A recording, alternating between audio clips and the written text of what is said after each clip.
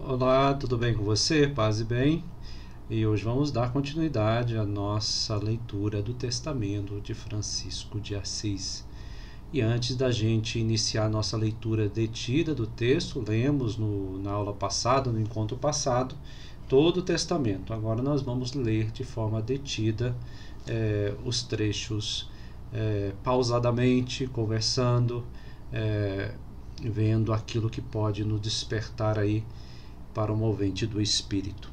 Antes de fazer isto, eu quero falar para vocês sobre alguns livros. Quem quer aprofundar na espiritualidade franciscana, vocês lembram que eu fiquei de indicar os livros, né? Então vou fazer isto agora. Então, se você quer então fazer esse caminho franciscano, é necessário não somente ter as fontes ou os textos fontes, que você pode encontrar aqui na internet também, alguns livros que auxiliem. É muito importante o estudo histórico, tá, gente?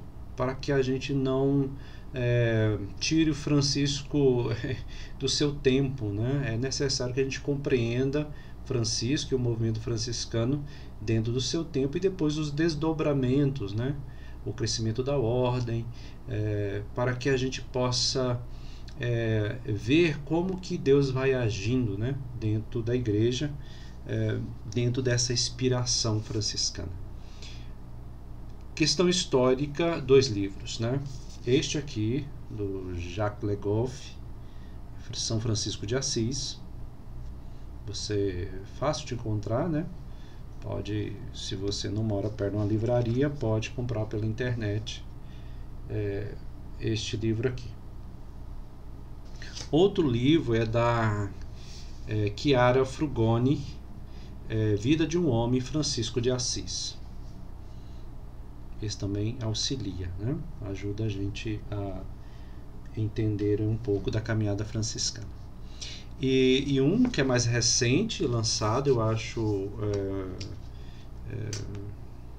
muito interessante, né? Do Frei Celso Teixeira. Esse aqui eu comprei ligando, né? Para ter um telefone que você entra em contato para ligar. Então a província Santa Cruz. Então você pode conseguir este livro aqui, que é o Franciscanismo, Estudo e Reflexões. Gente, vários temas tem aqui dentro. Muito bom o livro, tá? Quem comprou realmente fala que é um excelente livro. Ajuda muito a aprofundar a espiritualidade franciscana, a história franciscana. Tá bom? Depois eu vou deixar num PDF à parte essas recomendações. Também eu vou encontrar aqui o contato onde que você pode pedir, né? Você deposita e eles mandam pelo correio. Vamos lá, a nossa aula de hoje. Então tome aí o testamento. Espero que você tenha aí nas suas mãos, né? Tenha feito a impressão para que você possa riscar, né? Anotar do lado, né? À medida que vai aparecendo as intuições. Muito bem, vamos começar. Foi assim que o Senhor concedeu a mim, Frei Francisco, iniciar uma vida de penitência. Como estivesse em pecado, pareceu-me deveras insuportável olhar para leprosos. Vamos prestar atenção aqui nos pontos. Foi assim que o Senhor concedeu a mim. Francisco traz o testamento, né? Testamento, aquele que é mais importante, a herança que quer deixar para os frades. E que herança? Refere-se ao quê? Ao seguimento de Jesus Cristo. E logo na primeira frase, foi assim que o Senhor concedeu a mim. Ou em algumas traduções, deu a mim. Então, concedeu a mim. Então, o movente primeiro é Deus. É a ação de Deus. É Deus que chama. Isso é um Francisco, um homem bíblico, né? Não fostes vós que me escolhestes, mas fui eu que vos escolhi. Iniciar uma vida de penitência. penitência aqui não é simplesmente eu vou deixar de comer tal coisa, né? Mas é um trabalho de vencimento sobre o próprio egoísmo. Nós somos egoístas, todos nós, né? Mas a graça de Deus nos fortifica para que a gente consiga não viver só a partir do nosso querer, né, do nosso bem-estar, mas sim no seguimento de Cristo. Como estivesse em pecado, porque ele não enxergava direito, né? Lembra a cegueira da fé? Então, quando se está cego, então não se vê direito. Então, Francisco vai dizer: como estivesse em pecado, parecia-me deveras, né, insuportável olhar para leprosos. Eu não queria ver o que era feio, né? Então aqui nós temos o surgimento, o leproso aqui também representa de certa maneira, faz Francisco fazer uma experiência profunda de Cristo crucificado, chagado, feio, né? Daquilo que não é agradável aos olhos. Então o sofrimento, a dor, muitas vezes nós queremos um Cristo apenas glorioso, né? E aí a tradição vai lembrar: o ressuscitado é o crucificado. Tem o crucifixão Damião, que está aqui atrás de mim, tá ali. Então ali está o Cristo na cruz e ressuscitado. É bom às vezes quando a gente olha para os crucifixos a gente lembrar, né? É o mesmo. E o Senhor mesmo me conduziu, mais uma ação de Deus. Eu estava em pecado porque não enxergava direito, não via que eram pessoas, que eram filhos de Deus, que precisavam ser cuidados, como Cristo merece cuidado. E agora o Senhor me conduziu, me revelou, me fez ver.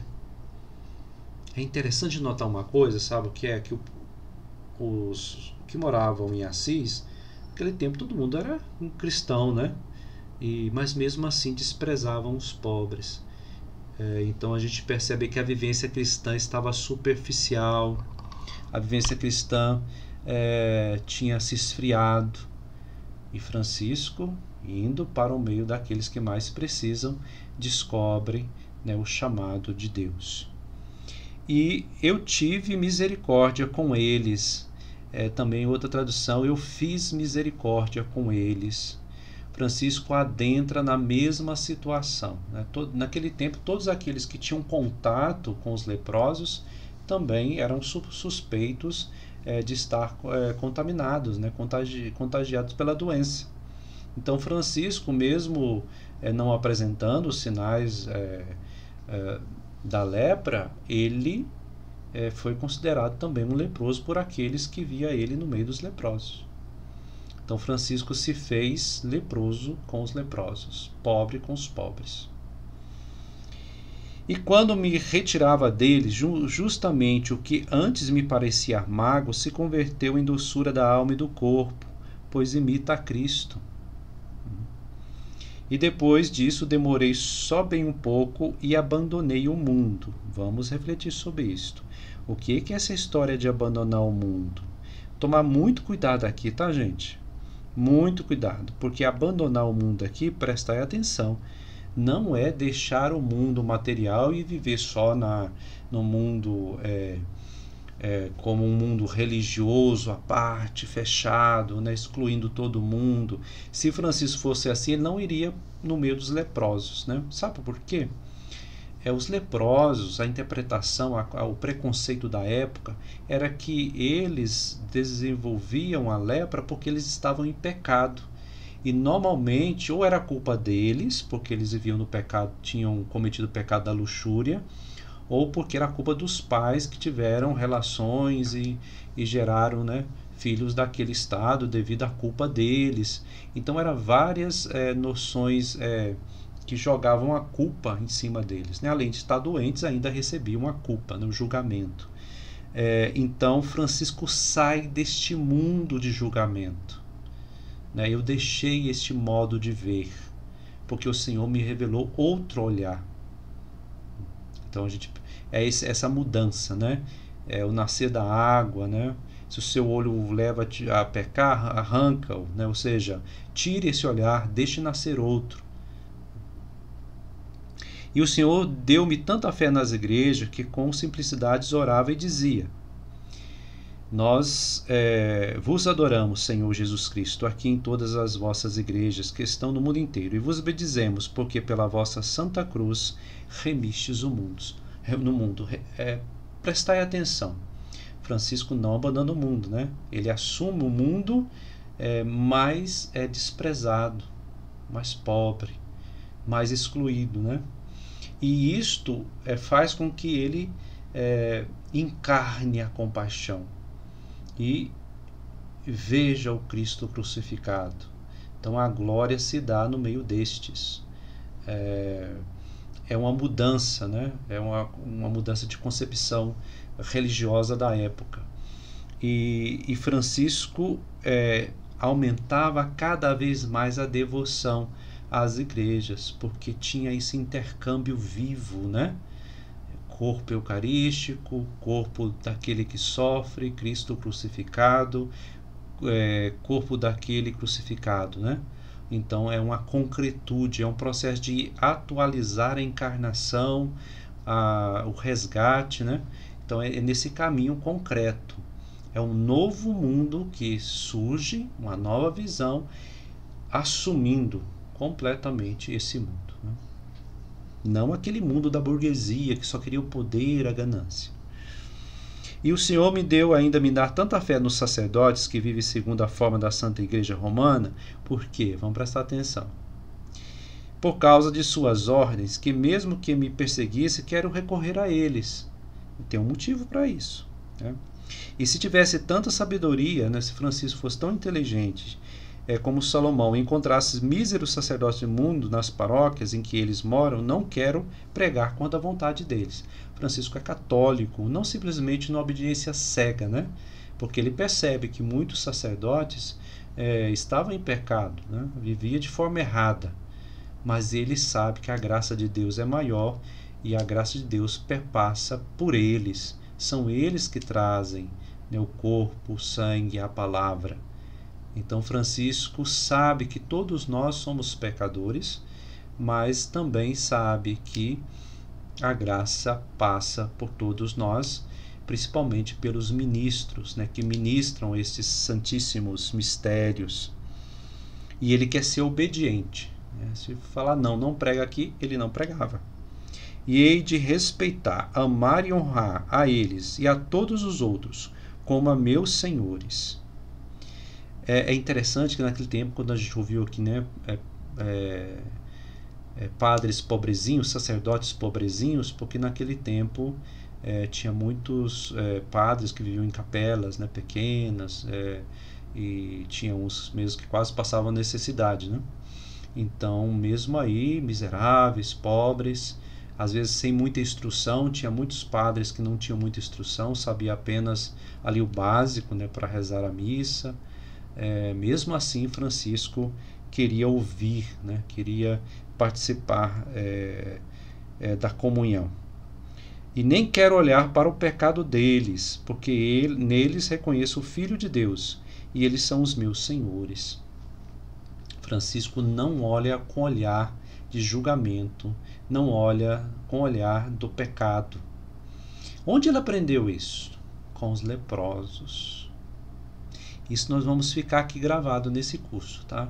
Francisco aprende a não julgar, aprende a fraternidade, aprende a conviver com o diferente, com os leprosos. A capacidade dele de acolher aquele padre que está em situação, né, de pecado, aqueles que estão os ricos, né, que ele fala que não quer julgar porque veste roupas suntuosas, né, mesmo que ele vivesse em pobreza, ele não quer julgar aquele que é rico.